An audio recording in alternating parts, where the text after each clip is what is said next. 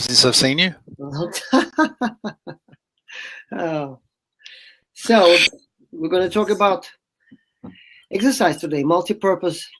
Multi-purpose exercise. Exactly. That sounds good. So, are you recording? Good.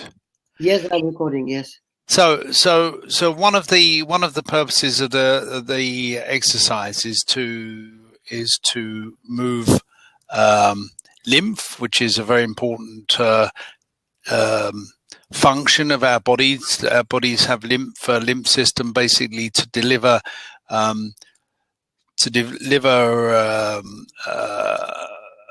well, it's immunity. Actually, it's just supporting immunity. All the immunity cells, killer cells, and cells that. That's right, killer cells. That's what I meant. But if we get injured, or there is inflammation, then it delivers the killer cells, and then afterwards it has a scavenging effect. That is, that it takes the dead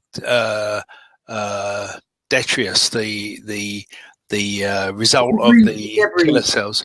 That's right. But what I gather you're saying is that unfortunately our lifestyle, as you can see it here with me, I'm sitting here, that our sedentary lifestyle compared to the lifestyle that even the people even had 100 years ago or so, means that we're not getting any circulation or not getting enough circulation, sufficient circulation in our lymph glands, plus the fact that our systems are overloaded with inflammation anyway.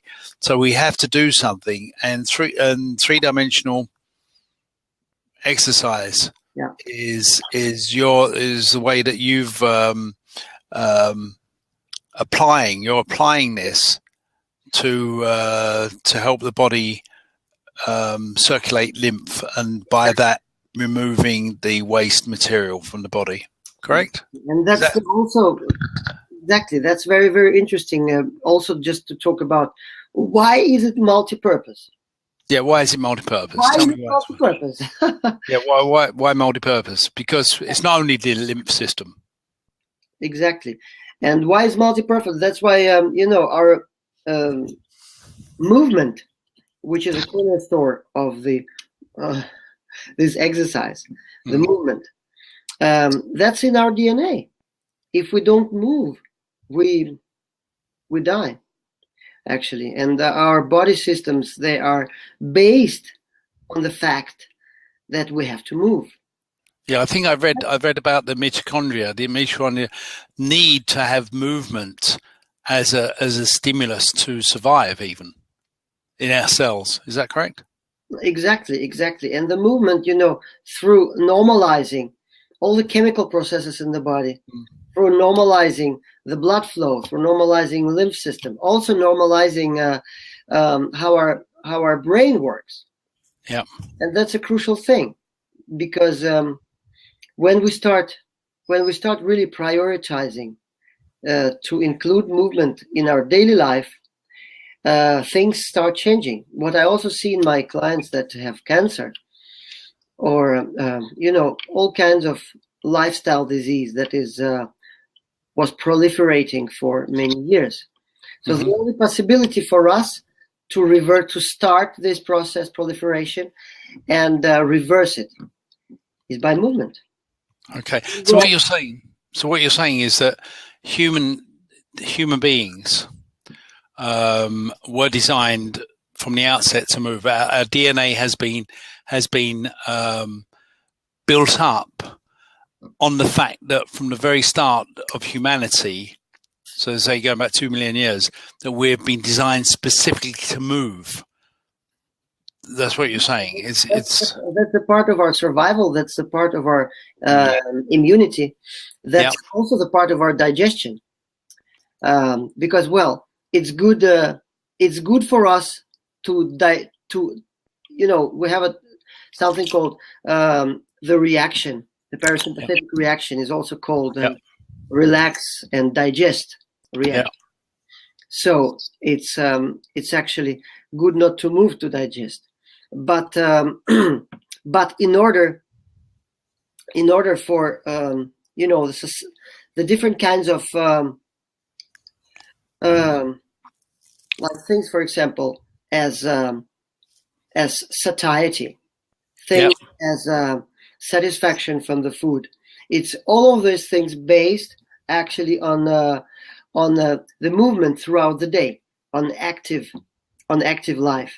Also, our ability to digest protein and fats. It's based on movement. It's also have connection with movement. So when we start working with structured movement, what I call structured movement, and structured movement is where we move in a way so we start conserving the energy or not using too much energy for movement. That's called structured movement. So we don't over tense, and that's one of the major things, because the tension, and it's with this chicken and egg problem, what trigger what? Because we can say that when we are in the chronic stress, our digestion is impaired. Where we're having sedentary lifestyle, we are not walking. Our digestion is impaired. When we are, too much in our head, and that's what most of people with, in our environment, we hear all the time that people have different kind of neurodegenerative symptoms. They have,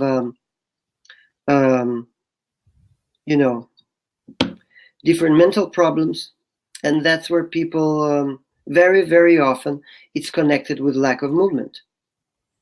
So what happens with the digestion? Or wrong movement. Sometimes, we also overdo things very often. It's typically men in 40s, 50s. We just wake up and say, "Oh man, I have my health is going downhill. So now I'm going to start running like crazy." Yeah, they do. I see them every day. Exactly. Cycling 100 kilometers a day, things like that. So running a lot, and the running without improving technique first, and then trying, not to harm first, because that's the thing. When we try to, when we have some goals to run,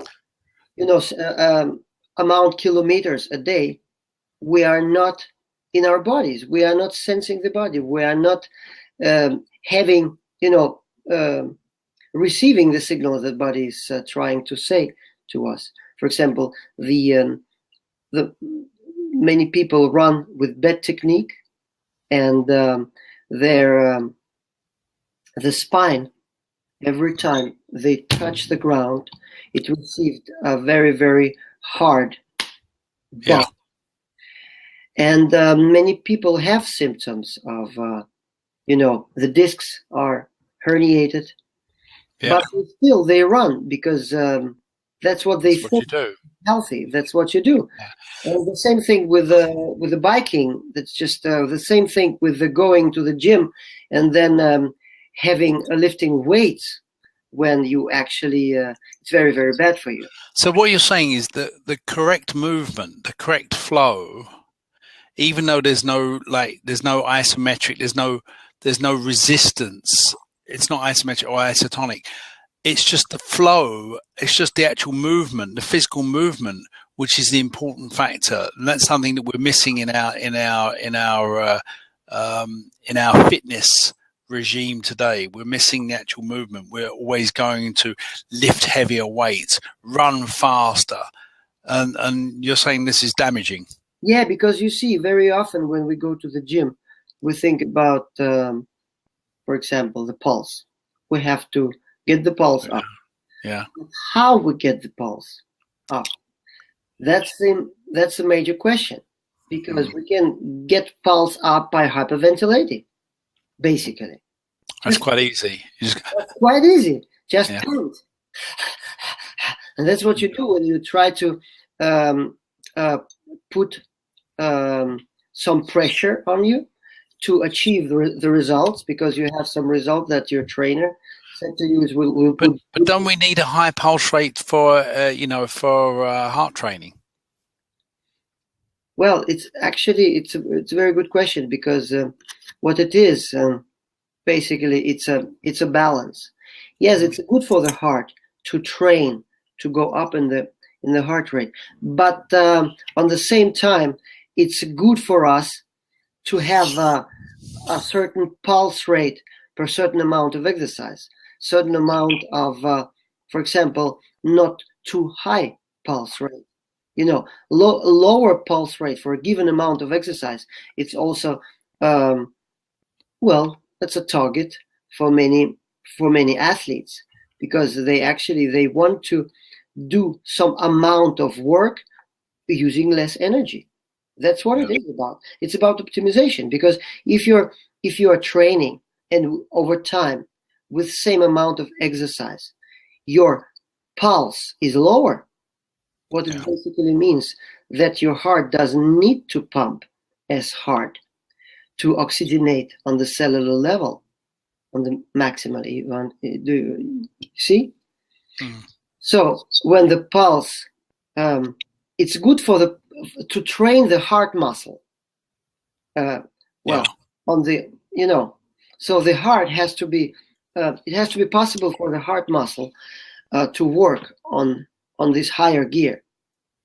But on the other hand, it's also very crucial to have a training regimen or a training regime that trains the whole body, the cardiovascular system, to function optimally. And optimally meaning not necessarily or not using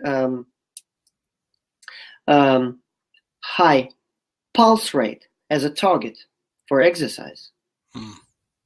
So would you say that it's more that the emphasis should be on the oxygenation of the heart organ? Exactly. Is more than raising the heart pulse rate. Cellular oxygenation on the cellular level, and amongst others, we have cells in our heart muscles, the heart muscle fibers that they need oxygen, and there's a lot of diseases. We don't want to talk about death. We want to talk about athletic prowess, resilience, mental resilience, immune resilience. But actually, there's something called sudden athlete death, SAD. Oh, that's sad. That's very sad. Exactly. There's many sad things in life, like, for example, standard American diet. Oh, it's the same initials. It's also sad. It's also SAD. So when you are sad, you're sad, and then you're sad. So when you are on standard American diet, you can actually easily get sudden athlete death, and that's really sad. That's pretty sad. Okay. So, let's a series now. SAD, sudden athlete death. It's it can be the causes could be different. Like on the first use, it could be cardiovascular, asthmatic. For example, I think it's 33% of sudden athlete death in American schools. The schools. In the schools, yeah. You mean there's kids getting this? Kids. Yeah, exactly. There's kids. Yes. Whoa. So that's for kids that are related to some kind of school activities related to movement or sport. 33% were related to asthma. Yeah. I'm just trying to adjust this one. Yeah. And there's a lot of cases we hear in the media about heart stop. That's cardiovascular, right? But those two are interconnected. And that's also something about using training, using brains first to understand how the body works. Is it smart to have goals like that? Just doesn't matter what, I want my pulse up. Is it smart? Well, I suppose that's right. And you can also, you talk about hyperventilation, but isn't it that that if you're trying to push blood through more constricted blood vessels, you'll also get your pulse up? That's how it interconnected. So so let me write here. Join us. We are talking hyperventilation in athletes. So what's happening? That's hyperventilation, both with asthmatic causes and cardiovascular causes. And what happens is when you hyperventilate, the balance of gases changes, and the lack of carbon dioxide, or the chronically low carbon dioxide, triggers constriction of blood vessels, because the smooth muscles around blood vessels, around arteries and arterioles, they have this signaling through CO2 gas, and CO2 mediates the contraction or dilation of the vessels. The level of CO2. The more CO2, the more dilated the vessels are. So the pulse goes down. And the same thing, it's about breathing. There's also the smooth muscles around the bronchs and bronchioles. And when the CO2 is low, it constricts. So you have difficulty breathing, your pulse rate goes up. And your blood pressure, of course. The blood pressure goes up, and then part of your body is less resilient, less physically resilient. It can be a bruise in the in some of the arteries in the brain. It could be a problem with oxygenation of the heart muscle. It could be arteries. So it could be different places. It depends very much on your DNA, on your history of your condition and illness. Wow. So where did you get the idea to develop this 3D multipurpose exercise? What's the background to that? A good question. Actually, the background was that I was working with tennis. I love tennis. I played at that time. I played every day. Yeah. And I had injuries very, very often. I had injuries in my ligaments, in my muscle fibers, and my how do you call it? Achilles tendons, exactly. So what I wanted to do, I wanted just to avoid injuries. So I started different kind of movement to train the lower parts of the legs, the ankles, because I had lots of problems with my ankles.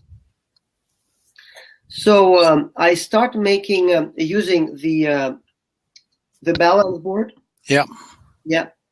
And to make very easy exercise with balance boards, like rolling around the edge of balance board. So turning. Okay. Does that strengthen the muscles, or does it stretch the ligaments? What is going on there? Both. It stretches the ligaments. It's training the muscles, and the results were fantastic. So, we are talking about avoiding injuries, right? Yeah, avoiding injury. Yeah. Injury in sports. And you can really do that. You can really by doing this simple, but by doing this training, you can avoid injuries just like that. Well, what I saw there was some evidence that the Danish basketball team, they were using in some special way, and because they had many injuries in the ankles. Yeah, basketball. Yeah. So I said to myself, okay, if it helps them, it will for sure help me. So I tried. I started doing it every morning, like using 5 minutes. It's actually very nice. When you stand, I'll show you how it looks like. I think Mishy's gone to get his balance board. Oh. I have two different kinds. Okay. One. Okay. Of wood. Yeah. And I have pretty flat surface here. You see? So it's easy to stand on. Exactly. And then I have this one. Which is very, very. It's less stable. Exactly. So what I do basically, I would stand like that, and I would roll. Okay. Do you support yourself when you do this? No, I'm not supporting yourself. That's the whole idea. What I'm trying to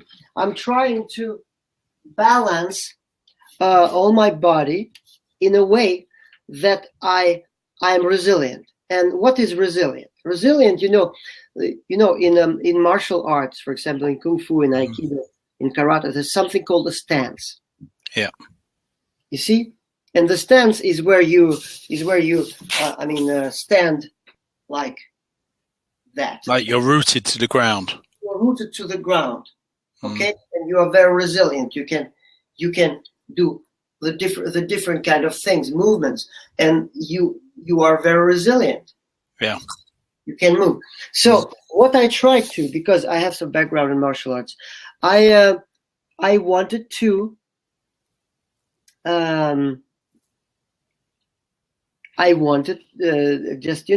to use to connect those two domains of martial arts and domain of this training to avoid injury.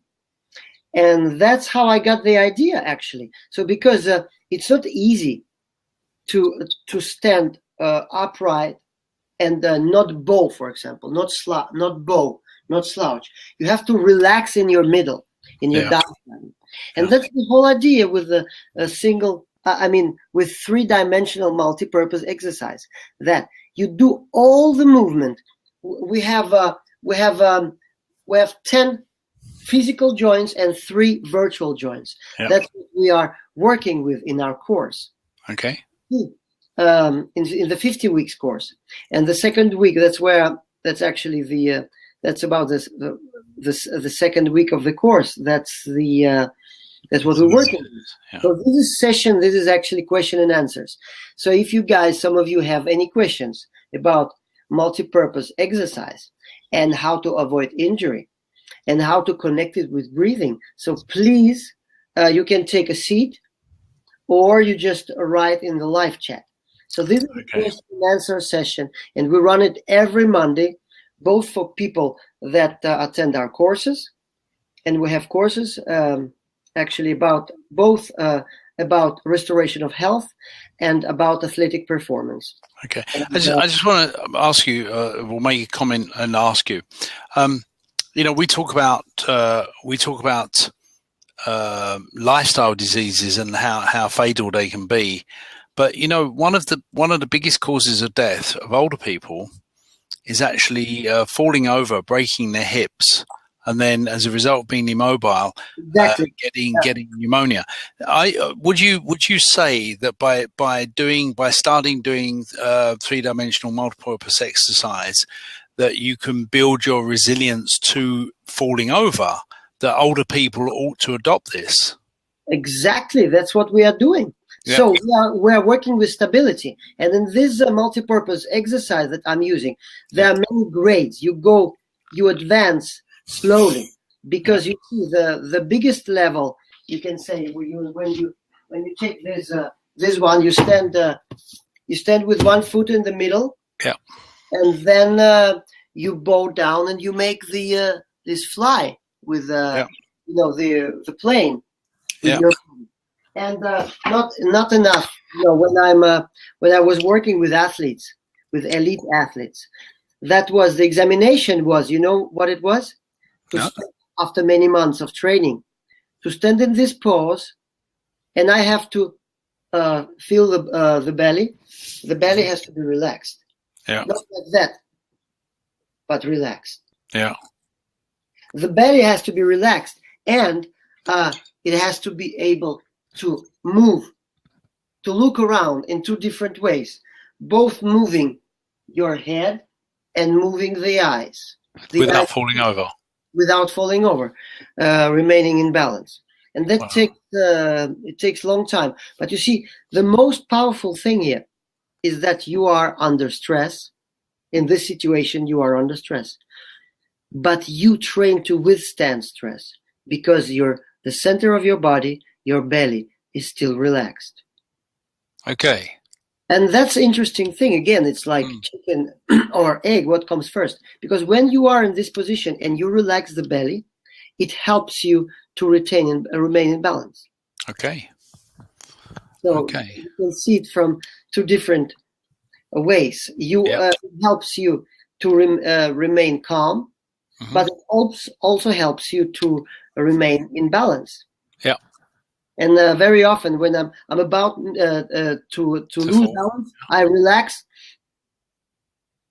in my and I stand still again. So if it's going to work under a stressful situation, then it should be good for everyday situations. Exactly. And people, also older people that have impaired abilities to walk and to move, it's great for them.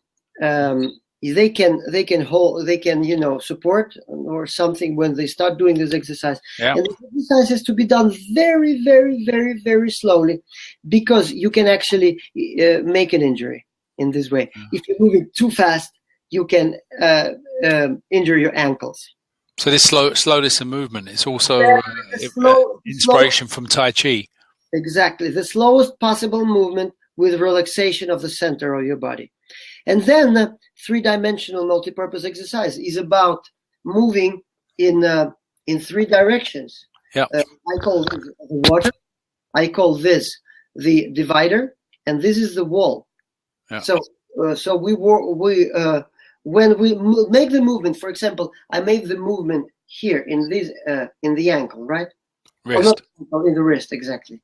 So when I do this movement and I change the direction, it's both clockwise and counterclockwise. Mm-hmm. And then this is what I'm doing now. I'm doing the water, and this is what I'm doing now. I'm doing the divider. So when I do this, I have to relax in my shoulders. I have to relax in my belly. I have to look straight and relax in jaws and the tongue. You see, that's how it works. That's a systemic approach. And in this way, when we work with all the muscles and all the joints, we establish the connection between the mental side, the physical side, the movement, and the immunity. And that is real resilience. Resilience is not only what we think about willpower, the ability to withstand, very frustrating situations. For example, when you run a long run, or you're biking, or you're things like that. Mm-hmm. But that's the mental part of it, big part of it, physical part of it, they're interconnected. But the immunity, it's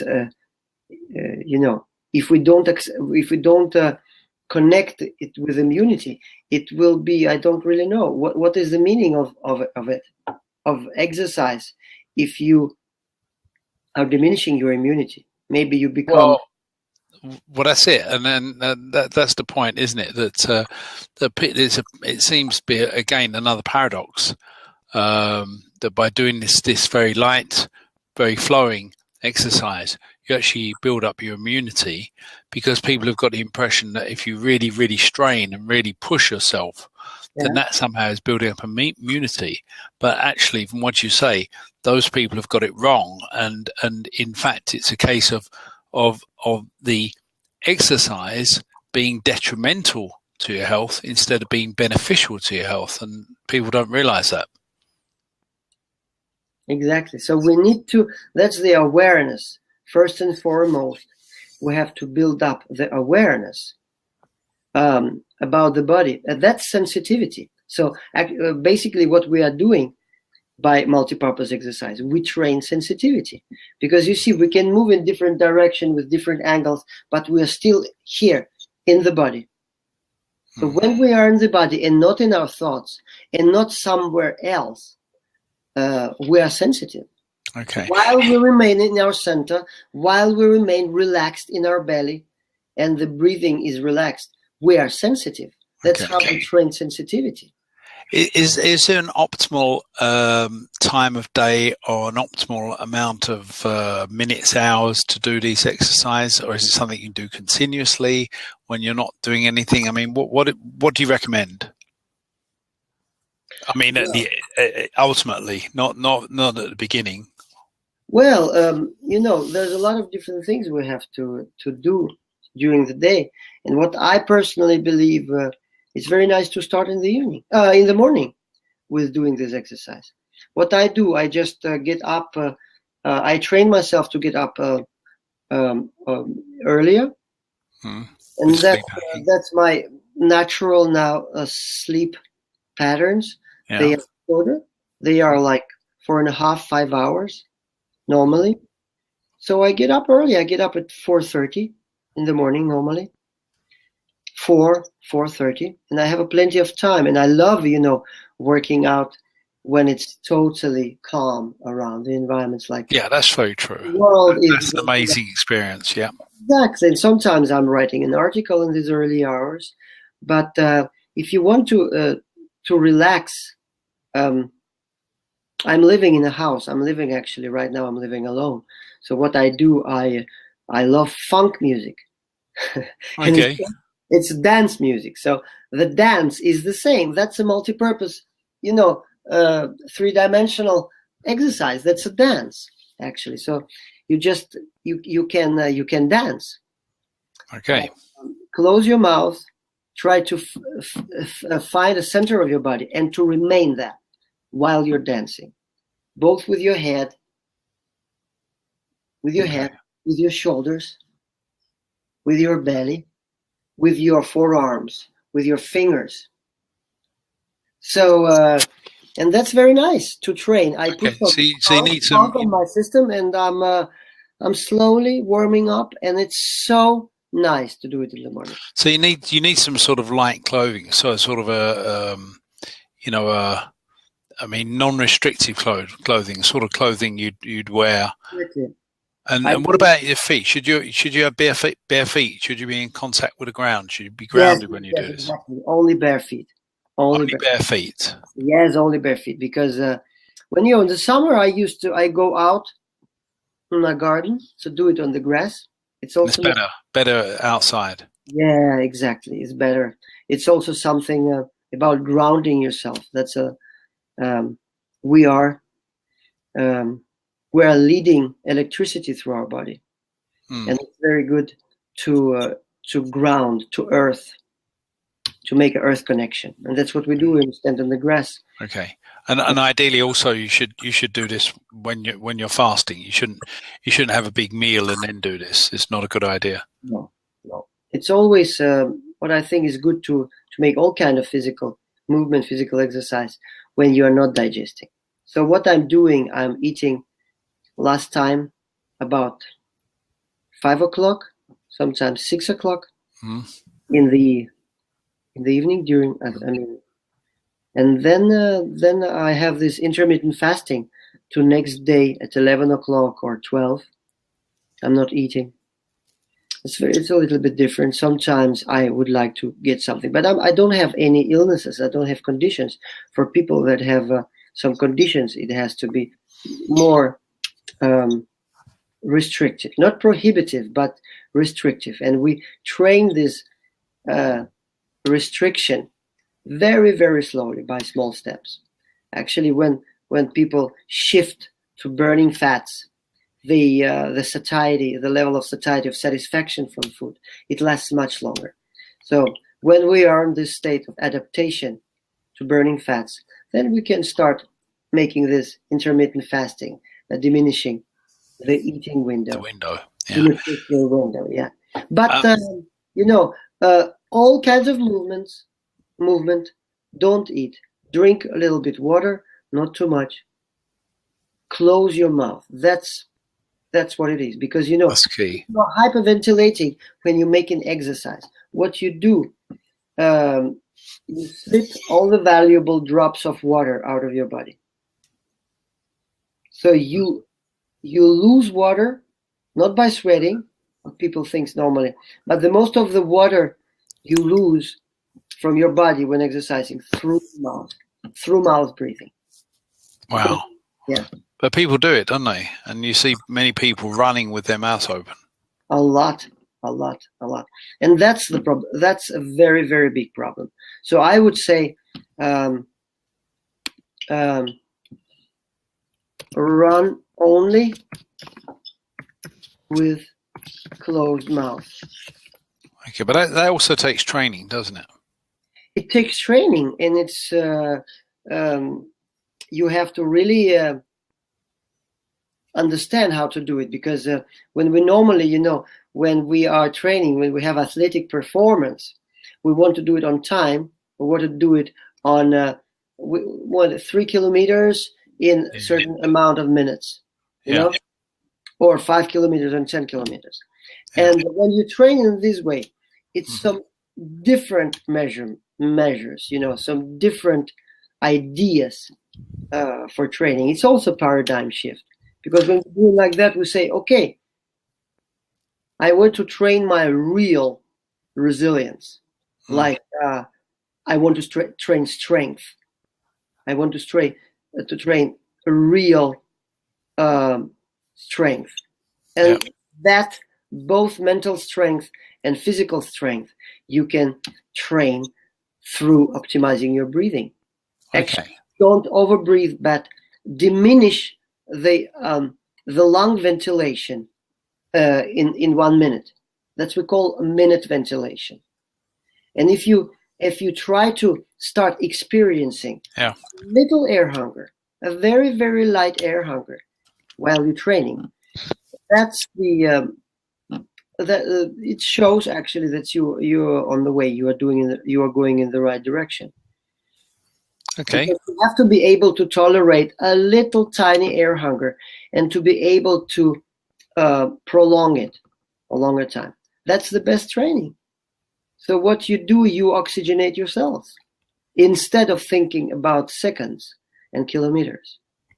And but it's a very difficult habit to break.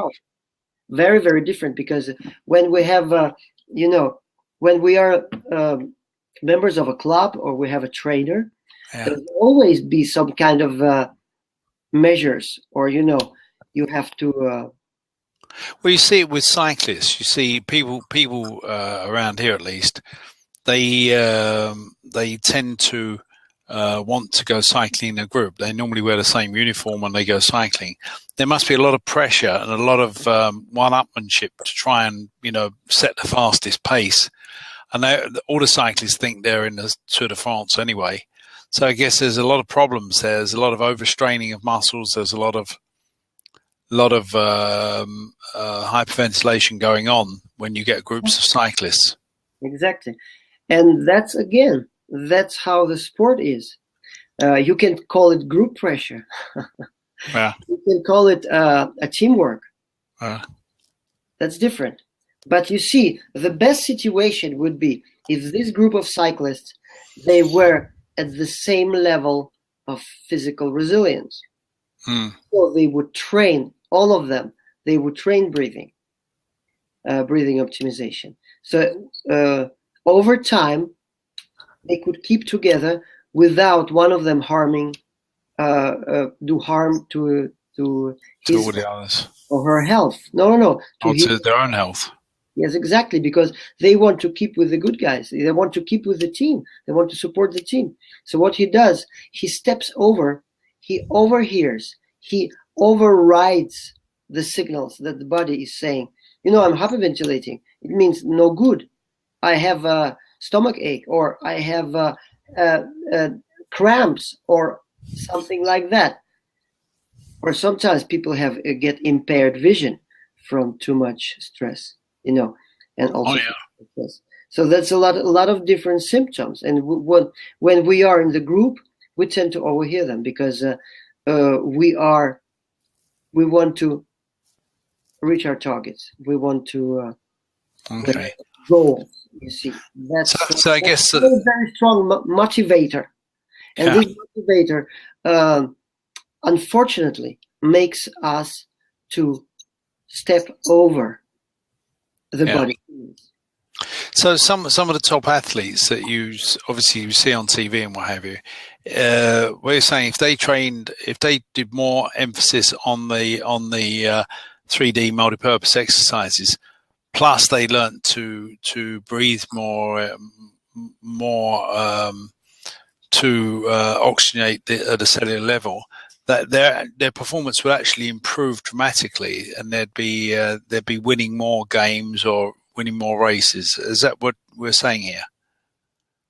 Well, exactly.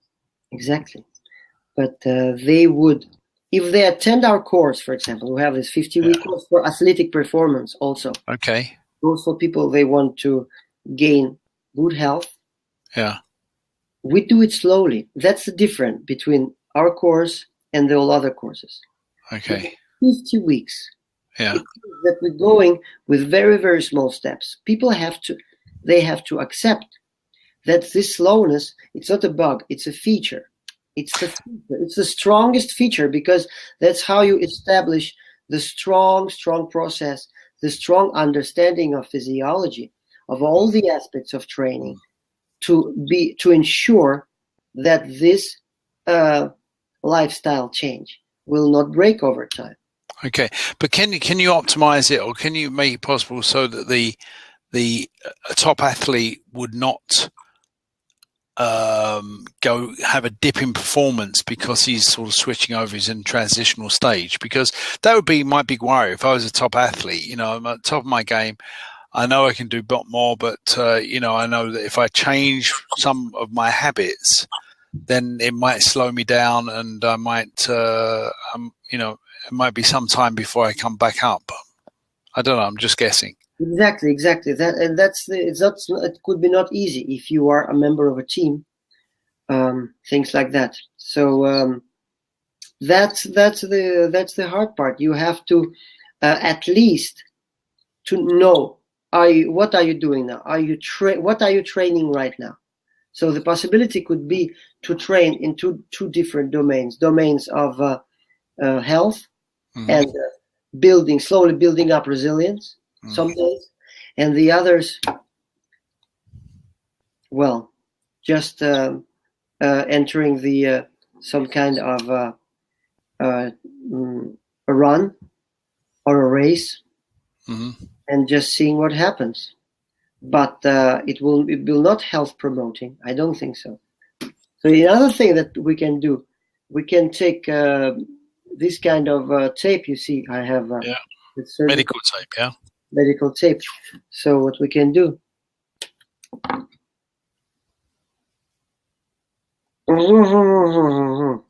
Okay. That sounds good. Keep like that. Normally what I do, I bow it like that here, and then so you can pull it off. I can take it easily. But when I'm training tennis, I take sports tape here, like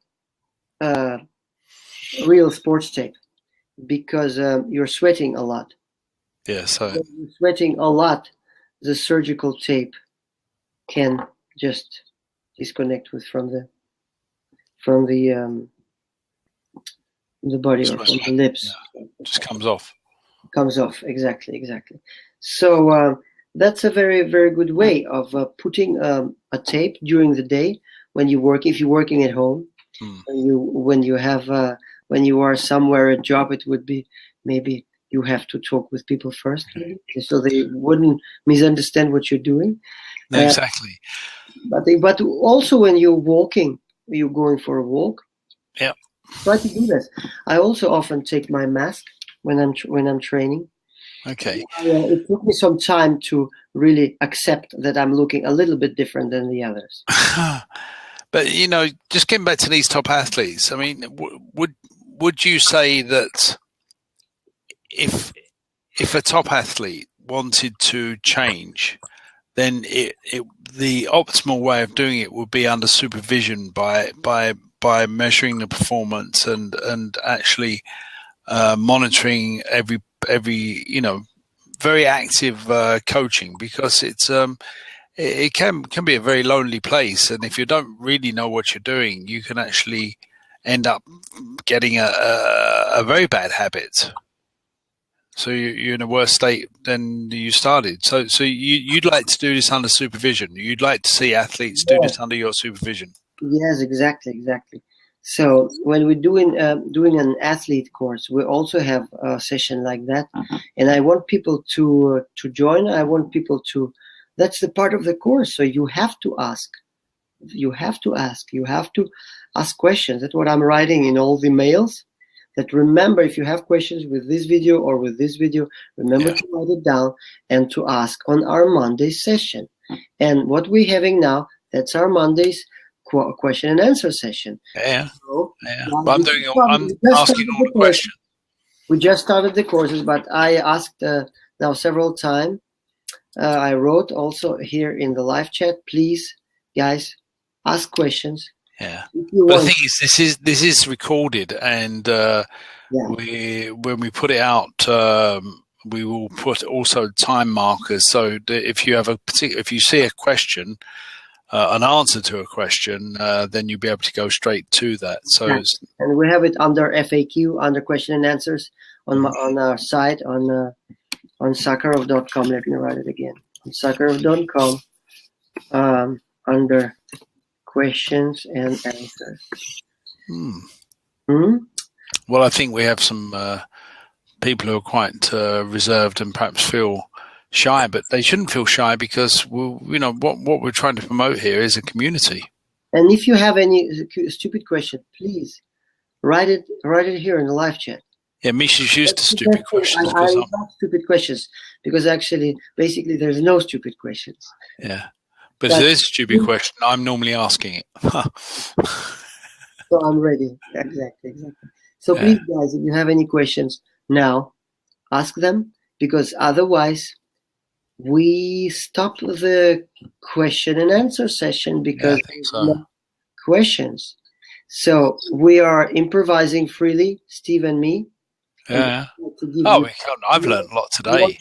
Well, yes, we just we love what we're doing. Yeah, exactly. That's it. You have to have a passion. Yeah. No, it's been very informative, very interesting. And so every time I speak to you, Misha, I learn something, which is good. Exactly, and the same here, Steve, because you are so inquisitive. You are perfect. You're just finding all the new research. Well, I like to cover the angles. Exactly, that's the very, very good cooperation. I love it. Love you, man. So now I'm gonna find my balance board. Yeah. Yeah, I think I'll give it a go on the balance board.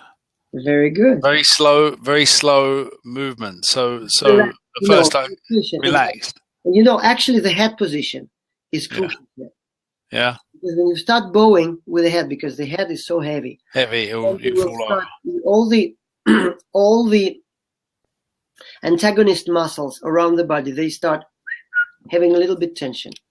But if you have a structured movement, what I call structured movement, then your head is in the center. And then you can actually relax the jaws and relax the tongue. And then you relax the shoulders. Then you can really sense the body. Then you can really relax the diaphragm. Yeah, but for me, my concept is that, no, that's not really possible standing on a balance board. So, but mind you, having said that, there's many things that you've suggested to me so far, and I thought, no, that's not possible. And I found that by taking small steps, it is indeed possible. So I'll take your word for it's possible to stand in a relaxed way on a balance board. But at the moment, my brain is saying, no, that's not possible. Exactly. And that's the same. We make some, Karsten and me, we made some new films today. And some of the videos, it's actually in the bathroom, in the tennis club, where I up to here. Okay. So we made, I showed how to go in under the shower without anticipating cold water. So you go from the warm shower to you close the warm shower, and then you go to the cold shower, and then you stand under the cold shower, and while you relax in your diaphragm and your breathing muscle, you have to sense your hara, your center. I guess this is the cold water, and then no anticipation. Anticipation is here and here. It's feelings and thinking. Yeah. But the senses, when they are calm, you don't sense anything. You will sense in a couple of seconds. So you're doing this, and you remain silent in your center, and that's a good training too. Good training to go to the dentist as well. Oh man. Well, it should be. It should be applicable to. Actually, I'm practicing the same. Being at the dentist, I hate this. The drill and yeah. It's really. So if you try getting your hara at the dentist. Well, always. I relax in my diaphragm. I relax in my shoulders. I try to relax in my tongue too.